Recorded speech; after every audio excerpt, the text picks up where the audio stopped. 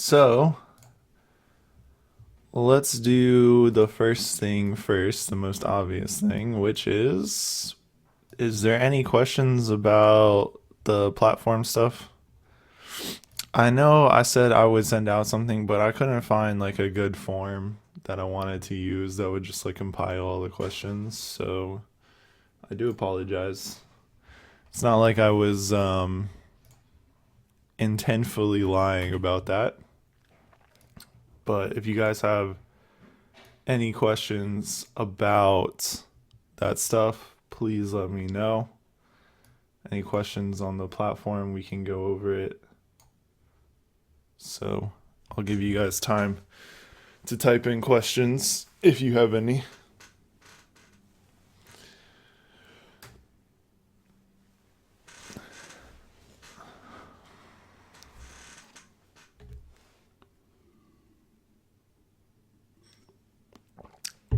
Also, while you guys are typing questions, you can listen to my story. So I talked to Webinar Jam, and I guess they are going to um, I guess do a dedicated server. I don't know. That's what I suggested to them instead of like having kind of this streaming thing because it's terrible in terms of quality. So, um, so I guess that's coming up. Beta or something's coming out for that. I don't know.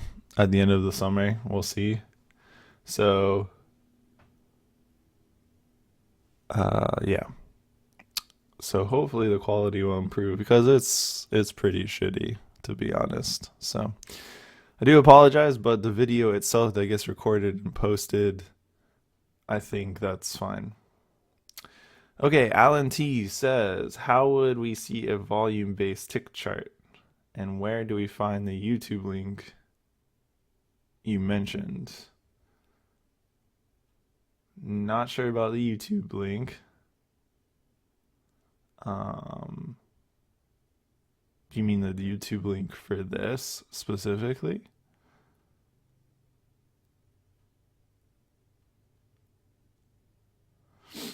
And then on a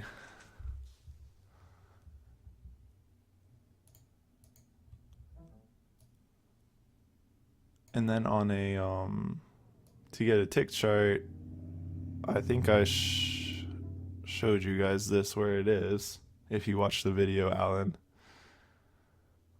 But a tick chart is simply you come into um, you can either come into format symbol up here, or you can type in 6,000 tick or whatever tick size you want into the box up at the top up here.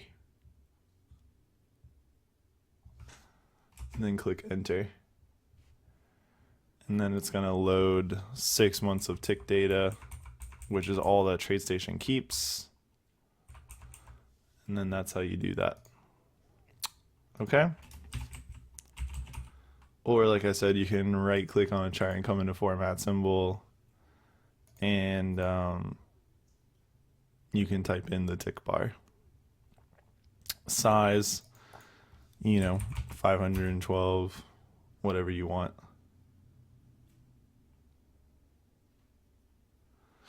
No, it's stream like there should be, you guys should see somewhere on the screen there's like there Jose posted it. There is a link that so basically it uses YouTube's streaming app and like application. And so what happens is like while the class is going on, you can watch it on YouTube basically for you guys because it's like on a back door basically. So the only problem is like yeah, you can watch it quote unquote in higher resolution, but it's still pretty bad in my opinion if you compare it to something like um, Citrix, for example, like GoToMeeting. So There you have that.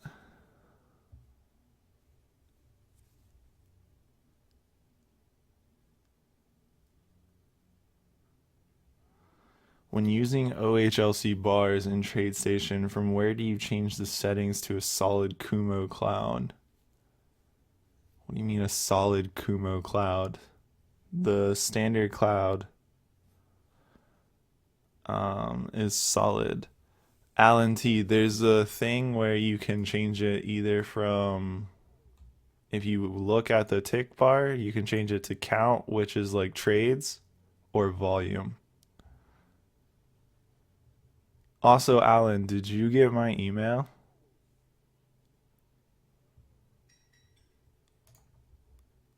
Like, there's a little volume. So this is like tick count, which is trades, and this is tick volume, which is per volume.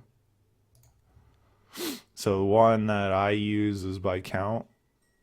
Okay. And meaning volume is in terms of trades, where this is volume in terms of, it's still trades, but it's slightly different. They both look almost exactly the same. The CME just added this for whatever reason, along like literally a year ago. So yeah, like the other Alan, not Alan T, but Alan with no T. When using OHLC bars in TradeStation, from where do you change settings to a solid Kumo cloud as opposed to a linear style? That doesn't make any sense to me. If you go to Insert Analysis Techniques and you pop it through like this, so if we look at the Ichimoku cloud that comes with TradeStation, like this is as solid as it gets. I'm not sure why this is not okay. And then you can just change, if you just take the bar and double click on it, you can just change this, go into style, you can change the color, you can change them to white or blue or whatever you want to do.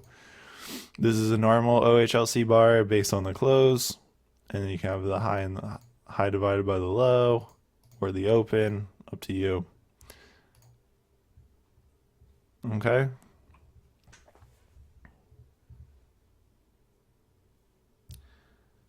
Do, do, do, do, do. Oh. It's even worse. What were they before? Were they this color? Yes.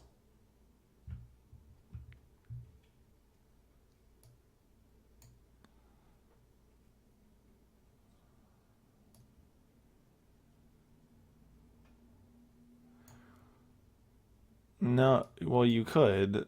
You would just say in the tick, right? In the tick setting, you would just tell it to basically, you would just type in 1,000 ticks. So in this case, it would be 1,000 trades, would be each bar. Each bar would be made up of like 1,000 trades.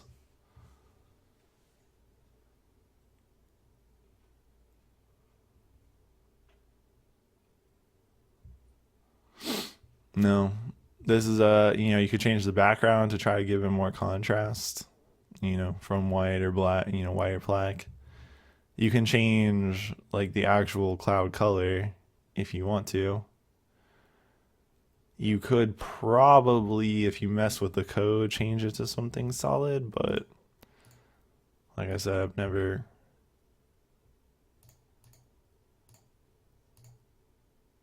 really messed with that. It's probably possible, Alan, to be honest, but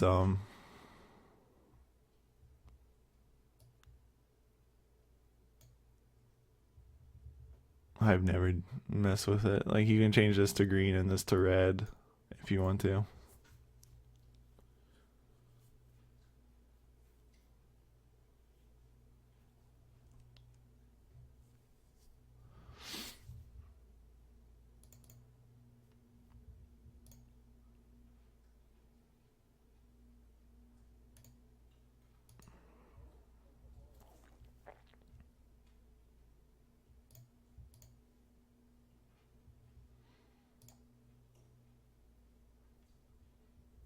So just remember Allen T, like every bar. So this is like based on time. So if you chose like 1,000 ticks, it would be every bar would be based on like 1,000 like ticks or contracts being traded. So whereas like this is a daily chart, so just 1 day. So every bar is 1 day.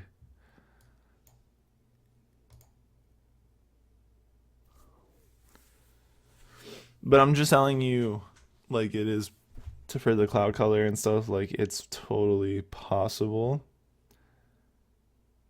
to change the code probably to make it solid. It's just a plot function. It's not terribly difficult.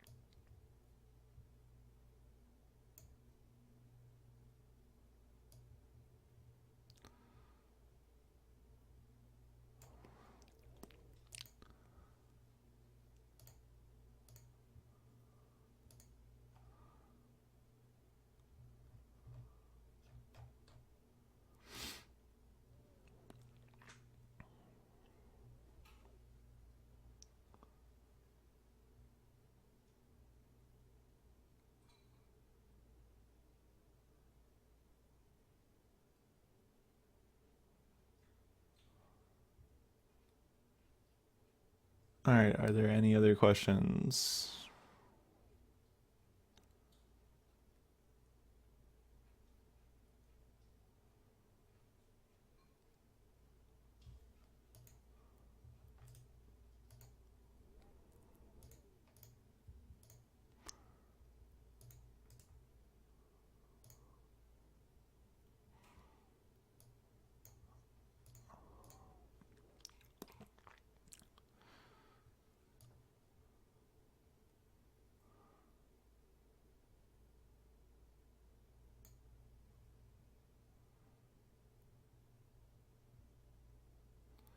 Did you, like I said, Alan T, did I not just say like the quality is terrible? Either way, it doesn't matter. Like they're still using like TradeStation's native um I'm not sorry, not TradeStation, YouTube's native streaming service. So YouTube streaming, like it's chaotic. No problem.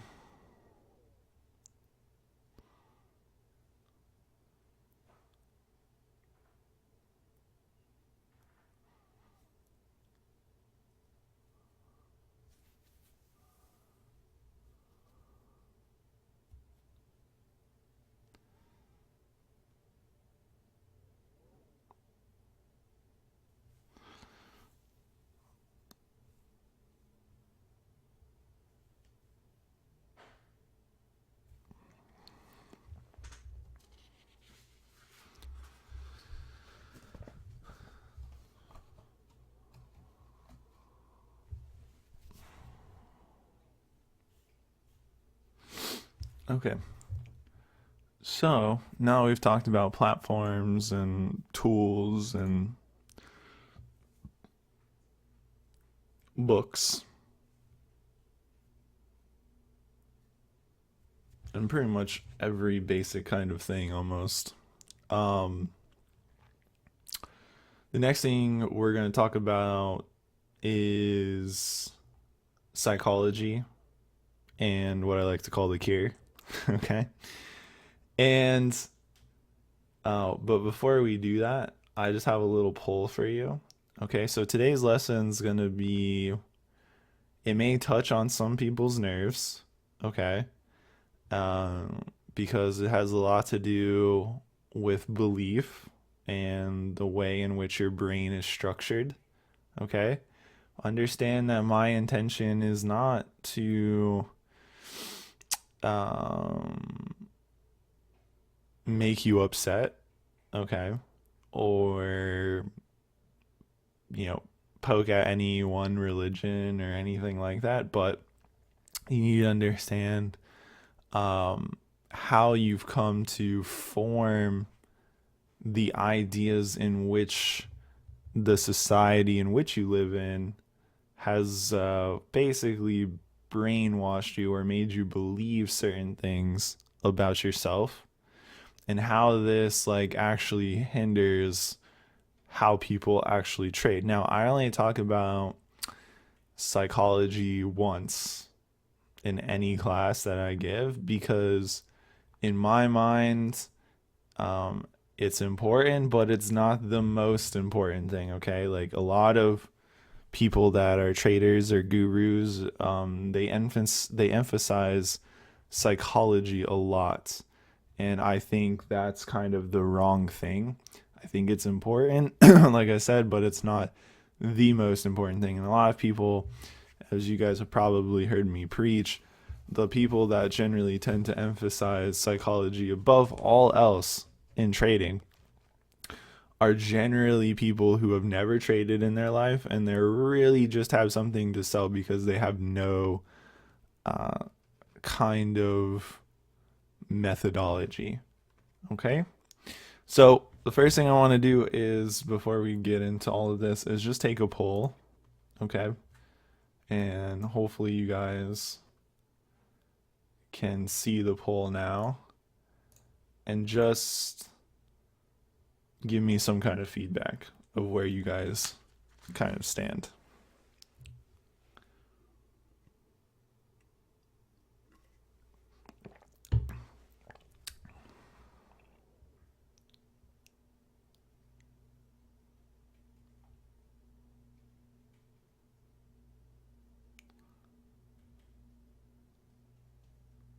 Do you guys see a poll?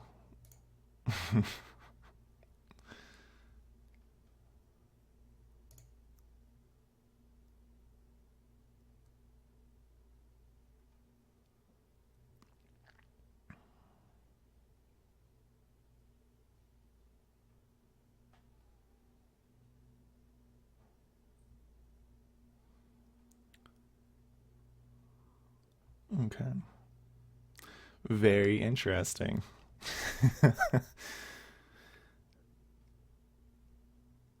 Oh, still some shifting.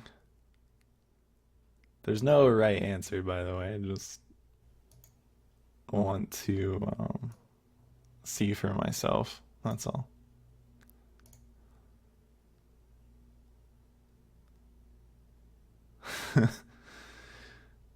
David says, "What if I agree with more than one?"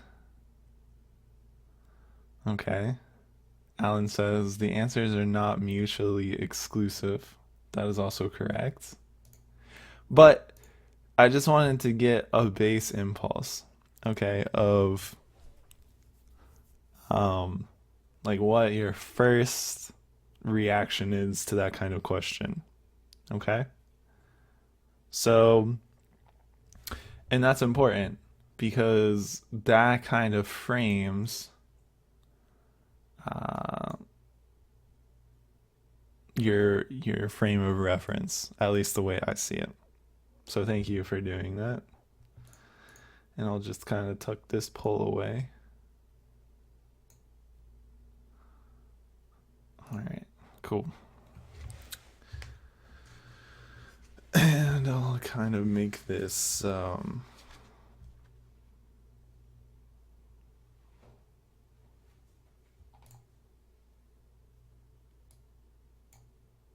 little bit bigger. All right. So, let's go into this. Okay? So, psychology and the cure. All right? This will become more clear as we go on, and you guys can stop me anytime if there's anything that's confusing or you don't agree or whatever it may be, okay? So,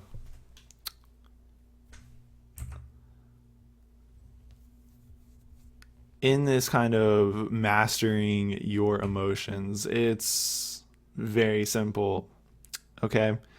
So, the idea behind, and we're going to put master our emotions in quotation marks, is basically if your head is not right, you cannot achieve your goals.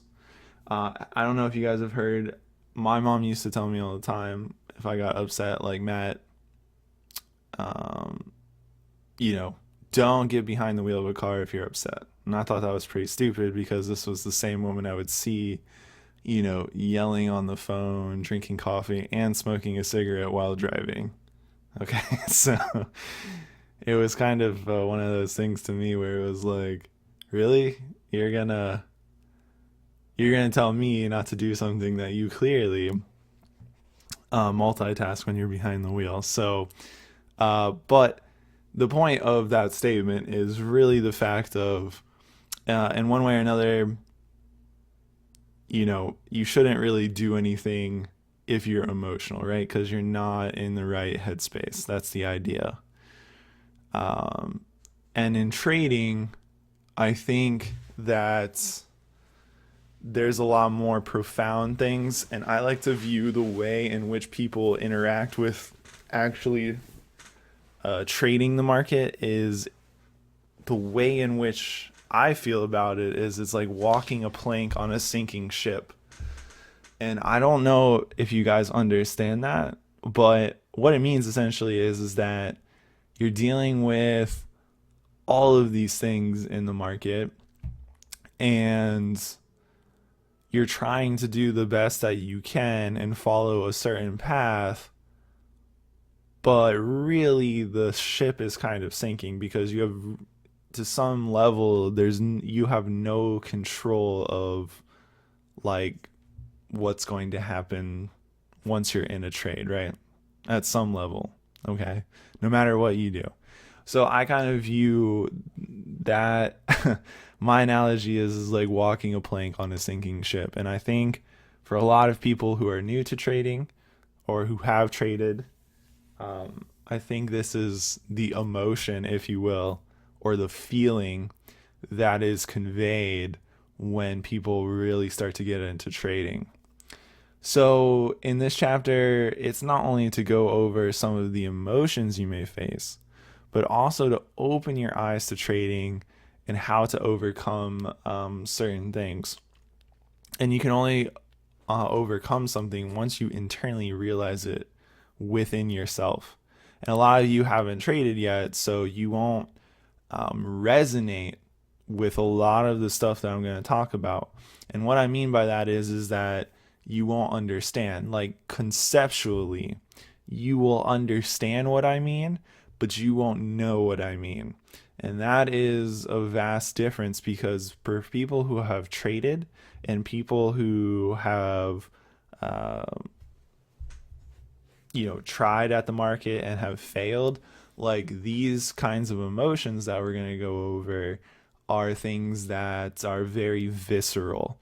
And what that means is if you talk to them about it, they're almost, you can see, like, they're physically disgusted. Maybe they took a huge loss. Maybe they had a huge win and then a huge loss. And they understand kind of the emotions that we're going to talk about. And there's a real difference between intellectually understanding something and knowing something through and through. Okay? And trading to me is as much technique and hard work as it is psychology and exploration of identity. Okay? And what I mean by identity is really in the essence of identifying yourself as a trader. Okay? A lot of people come to the table with a lot of stuff, baggage, whatever it may be, a lot of ideas about the world, okay? Such as what I like to coin, I really shouldn't say coin, what I would like to say as in terms of philosophical things is such as a ceramic model of the world and an automatic model of the world. Okay. And this is why I actually had you guys take that poll just now, was to gauge where in which you derive your identity from. And that really tells me in which way you think about not only the world, but also the what you will bring to the table of the market. Okay? So at its very the simplistic thing between the automatic model of the world and the ceramic model of the world is essentially the ceramic model of the world says basically that man was made, okay? That there is some kind of creator and that there is um, someone doing something, as there's someone that's a technician essentially. That everything is planned, everything is predestined, and you and I are basically the will of something else. Okay?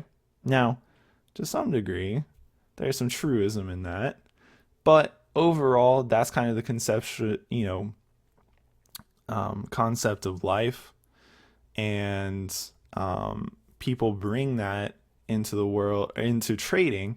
And what they do, if they have like that kind of ceramic mindset from their belief and their core, they tend to think that when they lose money or something goes wrong, it's some kind of opposite force. These are people generally in life that you meet that will never take responsibility for something else. Okay?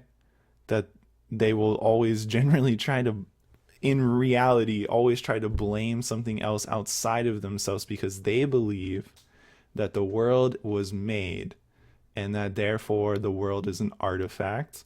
And when you believe in something like that, you don't have to take responsibility for anything, right?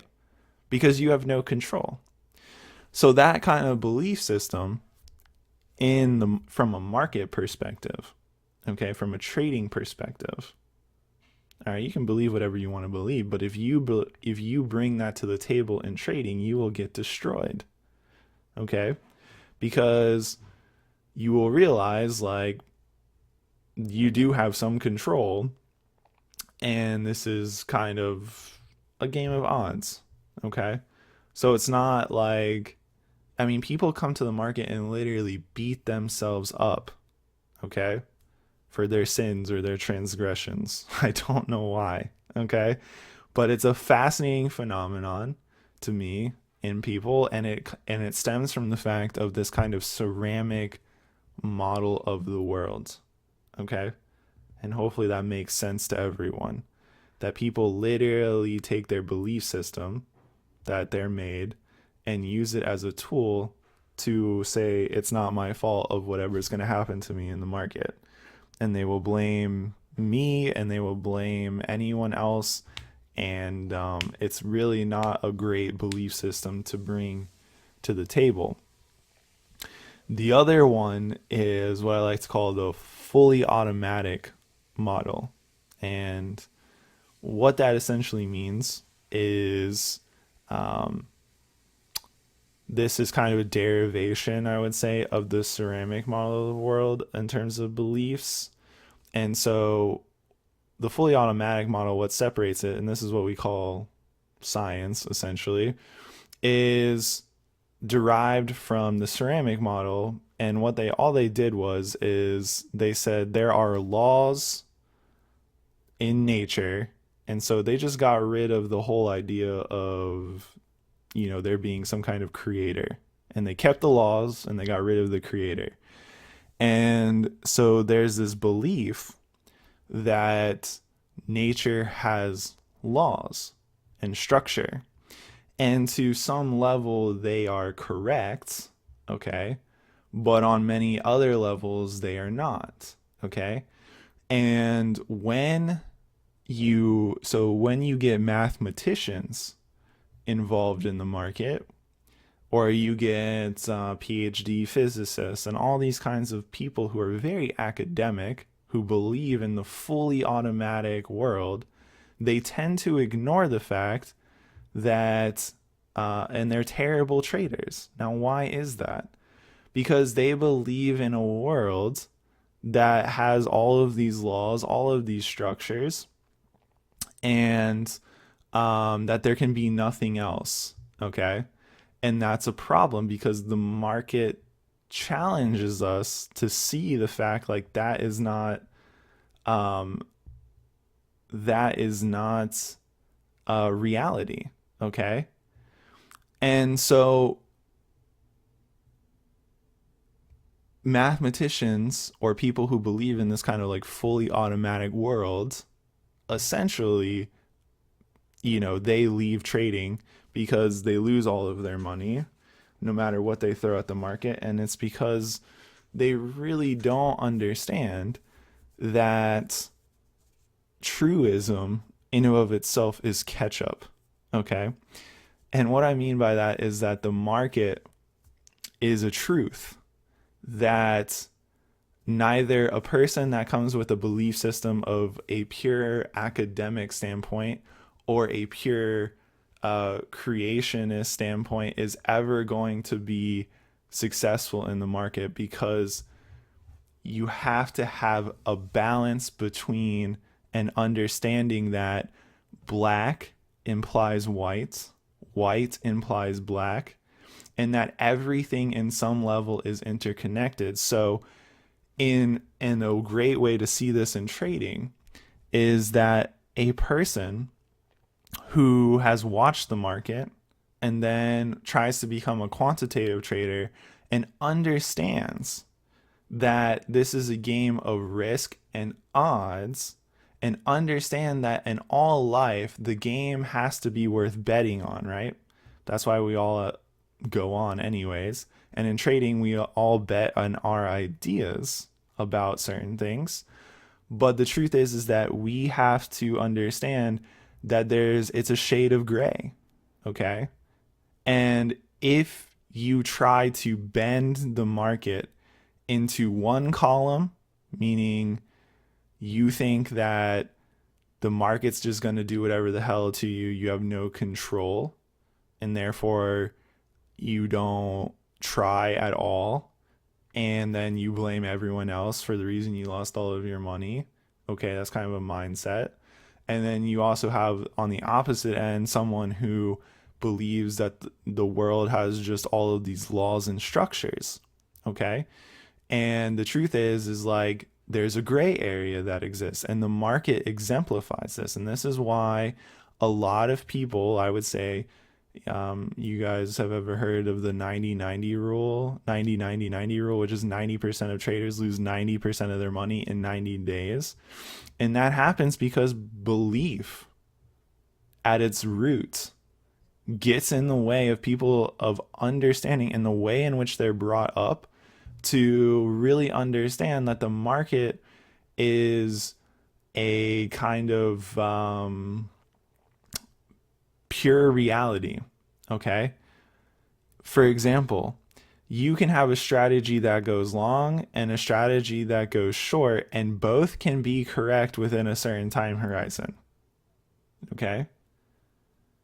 So there is no like one way. Okay. And there is no like, this is the way things must work. Because if you really look at a chart, you are the one that is you're taking, imagine the world as the universe, or I'm sorry, imagine the stock market as the universe. You're the one that's implying all of these rules and structure from your past, okay, onto the market. And you're trying to impose your will. And that is a very kind of creationist standpoint. Okay. And what you will realize is that shit don't work. Okay. So your beliefs when it comes to the market have to be between mathematic and creative. And where those two things meet, and you can understand that, yes, I'll be wrong and yes, I'll be right, okay? And those two things can happen at the same time, then you'll be a decent trader, okay? But really, a lot of people's problems come down to the fact of their beliefs, and they impose those beliefs, whether they realize it or not, onto the market from either these two standpoints, okay? But it has to meet somewhere in the middle, okay? And that the world, if you really think about it, the world is not mechanical, right? And language is very limiting to describe a lot of things, okay? And the market in this sense, okay, is a thing that we created, but it has this kind of at least to me, it's like a mini representation of the world and the universe, okay? Really, because it is random to a point and it's not random to a point, okay? It has structure and then it also has chaos, okay? But you wouldn't know what those two things were unless they both existed, right? Like you wouldn't understand that the market can be random and the market can also have structure, right? Unless you knew one thing existed and then therefore the opposite thing exists. And they're not mutually exclusive from each other. And so the reason I'm telling you all this, and I know it sounds kind of like slightly philosophical, okay, is because the essential bottom line is like the beliefs that you bring to the table, all right, which most religions and thoughts fit into these two categories, okay, they're not going to help you in the market. They're going to really put a lot of limiting things on you, and you'll realize that, okay? And you have to compartmentalize the difference between yourself and what you want to believe, whether it's real or not, okay, versus like what works in the market. And so it's kind of this gray area in between. And the reason I'm telling you guys all this is because this is how I think about markets, and honestly, it's what makes me successful at them, because I'm able to bend and flow with the market and not, drive what I want out of the market. Okay? I'm not trying to create anything and I'm not trying to destroy anything. I am just taking in information and I am looking at it in different ways that I think could work and they may not work. Okay? And I discover something all the time that I never saw before. And then I don't see that because I'm focused on something else. Okay? Doesn't mean it wasn't always there. Right? So, really understand your point of view. And the way in which you guys answered the poll is you guys believe, most of you at least, in the law, this kind of law of nature thing. And that sounds nice, but that to me is not reality, because for every structure that exists, there's also chaos on the opposite side. So how do you explain that chaos? And that leaves people don't want to answer that question. Okay? It's the same thing with like a microscope. Just give you one last, soliloquy, right? Like you can zoom in on something and it looks chaotic as hell. There's fibers and maybe tissues everywhere, and then you zoom into another level and you can see an actual pattern. Okay? And you're like, wow. And then you zoom further and it's chaos again, and there's a pattern and chaos and pattern. So these things, they don't, in life, in nature, and in everything, these two forces really coexist. There's not a delineation between two things. And if you can, as an individual, understand that, and you're flexible enough in your mind to understand that, then you can do a lot of things and a lot of unique things in the market and in life. Exactly, David. The concept of yin and yang. Okay. But it's just, and I have to stress that to you all because you are in the market. You're going to deal with a lot of things, and it's going to reflect things about you that you may not like. All right? But you need to breathe and relax and understand that you have control, but you also don't have control. And if you can live in that kind of like state of mind when you're trading, you'll be fine. Okay? And it sounds easier said than done. All right? So, that's kind of my little spiel on that, and that's kind of to frame up the rest of this. All right? And then we're going to talk about the obvious emotions as well. But that's kind of the belief. Belief is the most important thing. Okay? There was like a TED talk about a guy. He's like, how do you really sell people? Okay? Like, what's the best way to sell people? And really it came down to if you can convey your belief, not in the product itself, but what you actually believe, then everything else, like the how and the why, those kinds of things, if your belief resonates with people, they will buy your product. If they don't, I mean, it doesn't matter to them. And this you can see of why people may choose Apple products over like PC products. Okay? People are buying into a belief, not necessarily a computer is a computer is a computer, right? So, and in the market, this has very specific implications because, like I said, your belief of what you bring to the table is really going to help or hinder you. And you can't apply what works out in the real world because what you believe that what works in the real world for most of you is first of all generally BS, but second of all, okay, you're gonna hit a wall real quick with the market. Okay, and this is why people talk about that kind of difference, like what works in the real world doesn't work in the market.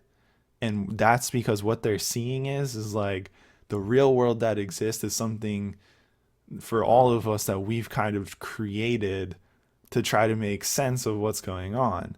But in reality, what we find out is like things exist simultaneously. Okay. And that's confusing as hell because we want to break it down. We want to understand it. And breaking stuff down and trying to understand a bit in a piece, when you do that, you're going to lose the opposite side. And your mind becomes warped towards one thing. And then you lose focus of everything else.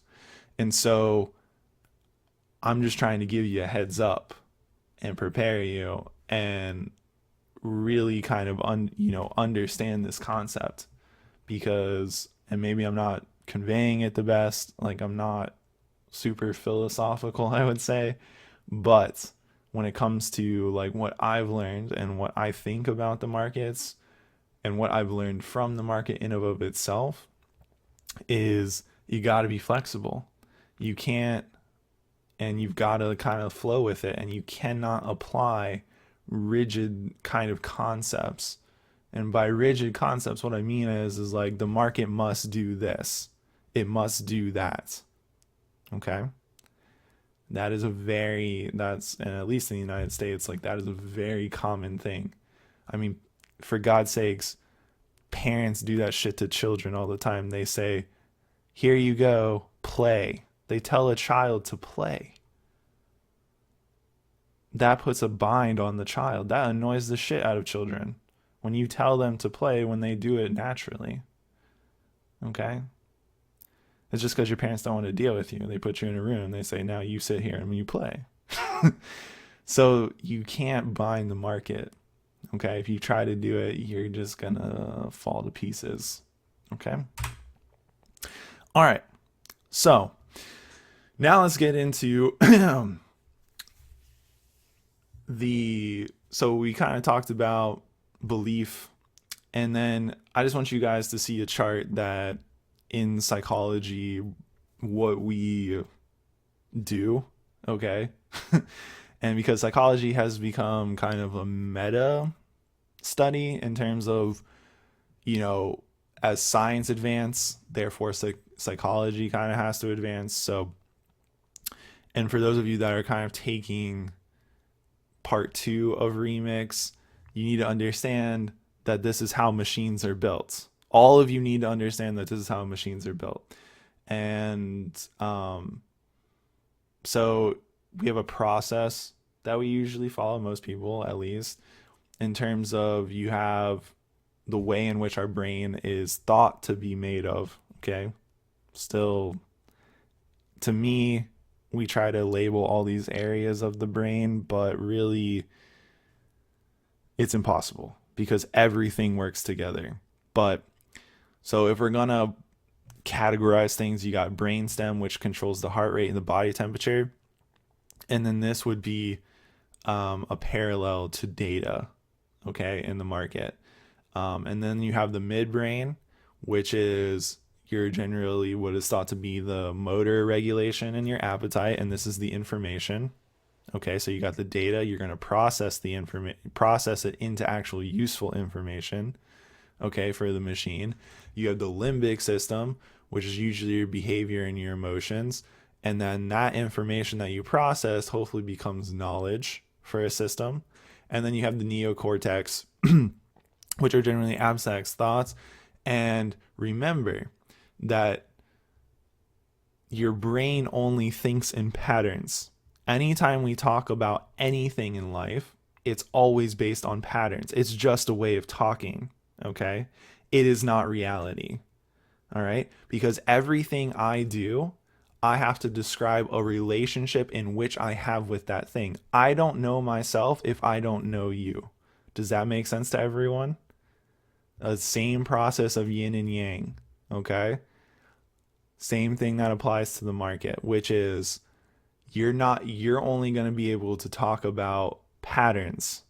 You're never going to actually get to the root of the stuff, because everything you describe, no matter how sophisticated you think you are, when you discover something, everything is always in relationship to another thing. You're walking across the room. The only way to describe you walking across the room is what? You have to describe the room itself to give it context, and then you walk across. Okay? So, abstract thought is what's considered to be the neocortex. And you have it, so brainstem to the neocortex is considered increasing complexity. Okay? Now, our brain stops there because everything that we do is generally abstract thought. We have bursts of concentration or consciousness, if you will, where we concentrate on one thing, we give one thing out. In the terms of a computer, though, what's interesting is we teach it pattern recognition, and then we assume that the outside inference, what's created by a computer, is intelligence. Okay? It's not intelligence. It's just a computer, unlike our brain, doesn't have limiters in terms of data crunching. Okay? Our brain is not great at crunching data. It is great at contextualization. And what I mean by this is I like to give usually people two pictures. If I showed you a vase that was broken and a child standing in front of the vase and the cat in a corner, okay, the cat he's just sleeping in the corner, and a child is swinging a lasso. If I gave you that picture and I said, who was the most likely thing, or what was the most likely thing in this picture that broke the vase?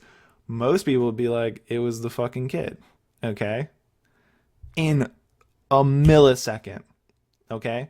Because you take in the vase is broken, the cat is sleeping, and there's a crazy child in front of the vase, right? You ask a computer to do the same task, that takes days, because it's just going to come up with different probabilities. It will say the cat came out of the vase. There's like a 5% chance that happened, right? Like, or So there's a vast difference between human thoughts and understanding and computers. That doesn't mean computers are smarter. Computers just do tasks, and we give it pieces of the way in which we reason to crunch massive amounts of data and put it into intelligence. But it's important to understand this is how, on the left hand side, this is how generally the flow is deemed by science. Okay? This is how it works. And then we took that same idea or thought or law, if you will, and we applied it to computers. And this is the um, this is the idea of how a computer is structured, essentially. Okay, so you can see like they're really close. Okay,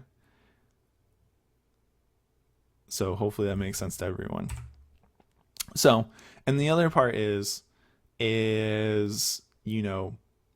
outside of understanding your beliefs as you bring them to the market and understanding who you are and trying to find your identity within the market.